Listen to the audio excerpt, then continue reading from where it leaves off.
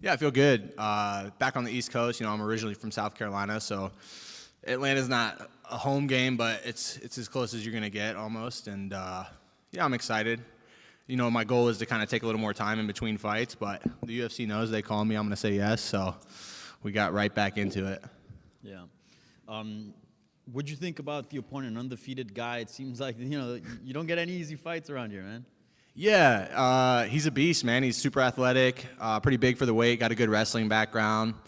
He's a little green. He's only had 2 fights in the UFC. I feel like I'm definitely the most experienced guy he's ever fought. I have more fights in the UFC than he has in his entire career, and experience goes a long way. But, yeah, he's tough, man. I think the tougher guys I fight, the more it pulls my skills out. The better the guy I'm fighting, the more the pressure, all those things, it pulls something out of me that makes me be great. And yeah, I'm just excited for it, man. Like I said, the UFC knows I'm never going to say no, so they call me with whoever, and we'll get busy. Yeah. You in your last fight, you fought Julian Marquez, who's a veteran. Now you're fighting somebody, as you mentioned, that's like pretty new face. What matchup or what scenario do you like better? Fighting the veteran that's known, that's been around for a bit, or fighting these guys that have a lot of hype but maybe are a little bit unproven? Yeah, it's different. I feel like I don't necessarily prefer one or the other. I think they just bring different challenges.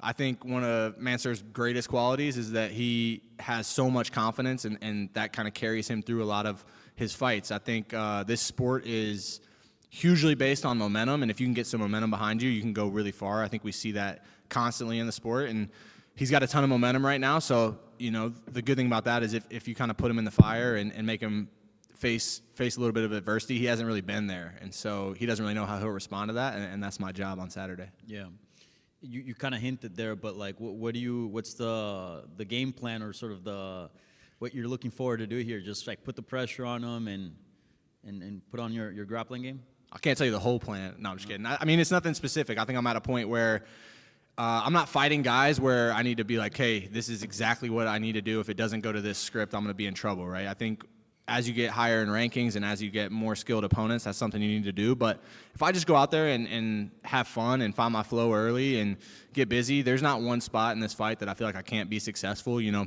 I think Mansur's best qualities, he has great killer instinct. He gets on top, and he seems to find a way to finish people. So just avoiding the positions where he's really, really talented and kind of putting him in the spots that I want him to be. He's never had somebody push pace on him and be willing to stand in the fire and fight. And if anybody's ever watched my fights, man, I feel like that's where I thrive is kind of in the chaos, and that's kind of what I'm looking to do.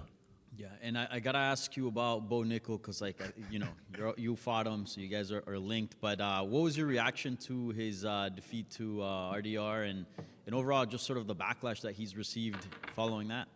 Yeah, I think we all know what we signed up for. I feel like Bo Nickel, obviously, he's a huge star, so the backlash is always going to be there. But that's just part of this sport, man, and he's never had to face it because he's been winning. He's had backlash, but it's hard to really take it seriously when you're dominating people and winning. And it's just something he'll have to learn and grow from and grow into a little bit and realize, man, this is just part of it. If you're going to be great, there's always going to be people that are hating on you. I mean, and that's not just fighting. That's every aspect of life. Like, the better you get, the more critics and the louder the critics are. And I can't really say. I never try to say too much about him because he beat me. He had a great performance, so I don't want to sound like a hater. I thought the way he responded to the haters, though, was just kind of childish, honestly. I think, you earn those haters with the way you act and the way you carry yourself, just like you earn your fans and you earn your praise. But to come out and be like, man, F all these people who are against me and I'm going to show them, you're just giving those people what they want. And it took me a while to figure that out. Like I said, it was his first instance, really having to deal with it. So I think he'll figure it out and realize, man,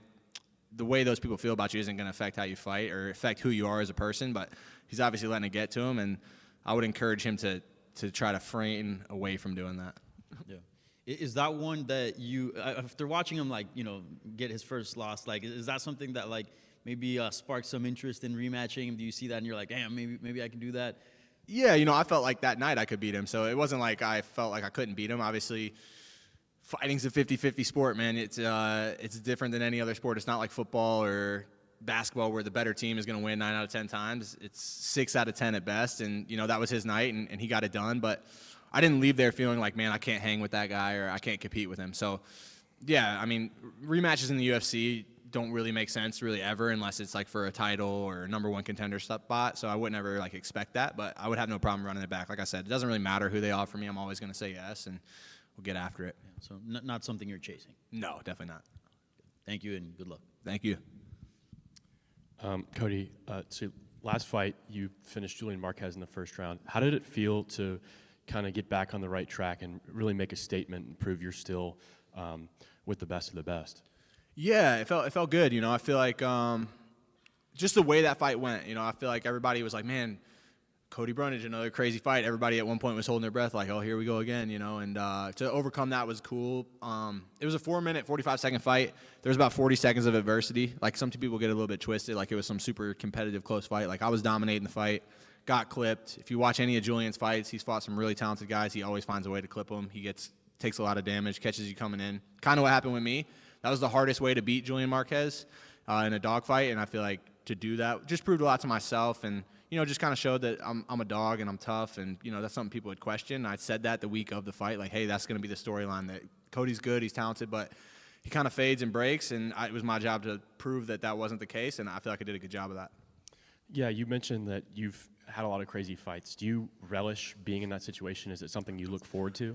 No, definitely not. You know, it's if I could get in there clean, that would be the goal. I think it would be better for me. It'd be way better for my parents watching, but unfortunately, that's just not our style, man. We just got to kind of get into it and get after it. And I think I wrote, like, so I started doing this thing. I would journal and I would write down, like, okay, so last fight I broke my orbital, and I wrote down, like, okay, every day that I was in pain. Right, and so it was like 3 weeks of like pain, discomfort, and I was like, man, that was worth it though to get the dub. So now it's just like whatever the pain and whatever it is, I'm willing to go through it. You know, give more, take more. That's kind of been my mantra this camp is I can give more and I can definitely take more. So I think when you have that mindset, it's kind of freeing to go fight, and then whatever happens, happens. Yeah. So you mentioned you have a journal. What has that done for your mental game in recent months? You know, I think more than anything, if you can just find things to be consistent with, I think consistency really breeds success. And whether that's journaling, you know, people are big on the ice bath, people are big on the sauna. I don't necessarily buy into all these things that people do, but I think anytime you can introduce consistency into your life, no matter what it is, I think that's huge for success and structure. And so whatever it is for you, whether it's journaling, ice bath, sauna, private lessons, watching film, whatever it is, just be consistent with it, and I think it'll go a long way. Yeah, so last one for me. You're from Chapin. I'm from right down the road in Columbia. Nice. Do you have a lot of family members coming to watch you fight? No, I actually encourage my family not to come to fights, man. I'm going to be honest with you. Like, I think my dad's coming out, my brother, and my stepmom, but the rest of my family, they're like, do you want us to come? I'm like, no. My kids are flying into Columbia. They're going to stay with my parents. We're going to shoot up there afterwards. But fans do not care, man. They don't care if it's your mama, your grandma, your kids, and I don't want to put my family in that situation because it's pretty ruthless. You know, you mix all this testosterone, all the fighting, and then the alcohol, and it's just a wild scene in the crowd. More than anything, it just stresses me out. So I just tell them, like, hey, get together. Don't go out in public. I tell them all the time, like, don't go to B-dubs because no one cares that you're related to me. And in fact, it'll probably lead to more confrontation. So just hide out, watch the fights, enjoy it. I'll call you afterwards, let you know I'm okay, and then we'll link up after. Cody, you spoke about, excuse me, ma'am. Cody, you spoke about consistency and family. I see you got that ring on your finger, man. Throughout the ups and downs of your career fighting, how important has it been to have a partner that's been supporting you?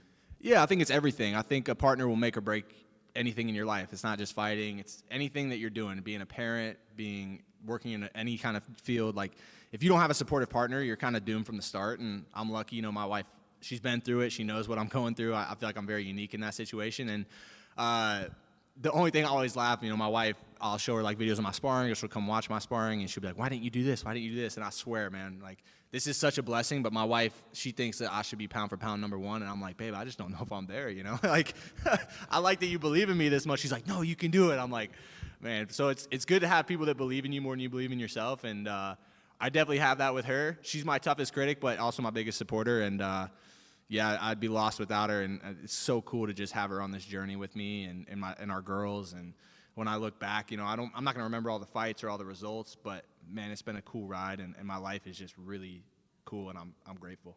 And this fight camp in particular, has there been any word of wisdom or just like encouragement that's been kind of like flowing through you as you prepare for this battle? Yeah, so two things. I think, like I said, give more, take more, and just embracing that. And that kind of fights the fear a little bit. Just give more, take more, and be willing to kind of go out on your shield, which I feel like I am. I just repeating it to myself is important.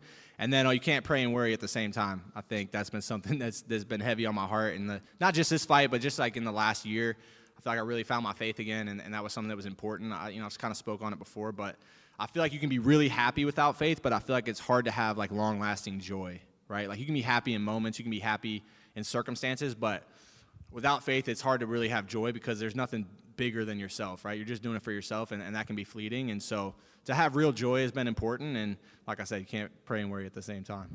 Thank you. Yeah, appreciate you. Oh, man, obviously you're from the region. To be back in this general area, the opportunity for the UFC to come back here to Atlanta for the first time in a long time. What do you imagine that it's going to look like, and how big is it for this region, especially this area, to be able to have a fight card back here? Yeah, it's awesome. I feel like Florida obviously has a ton of cards, but other than that, like the Southeast, they don't really get too many cards. They were here in Charlotte a few years ago. I was here for that. It was awesome. That's pretty close to a home game for me. South Carolina doesn't really ever get cards. I think one time maybe they had one. In Greenville or something, but it's few and far between. So to get back on the East Coast and get after it, I think it's huge for the region. Atlanta's a super cool city, so there's lots to do. I feel like the crowd's gonna be electric, and late night cards is kind of like late night football games. Like SEC football is different. That late night football games is different, and I feel like that's how the card will be.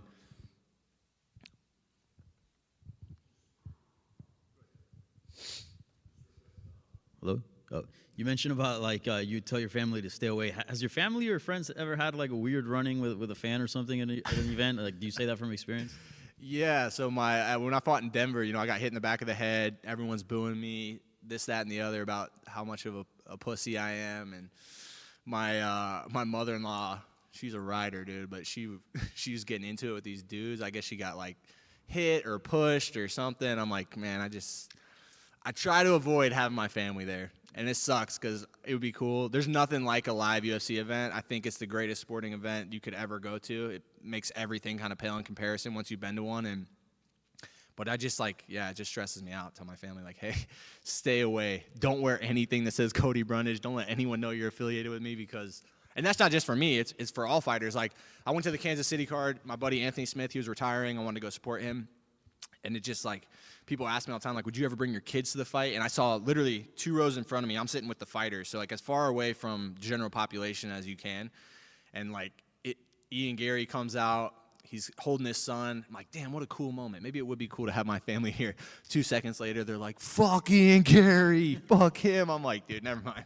So yeah, UFC fans never fail to disappoint in terms of their passion.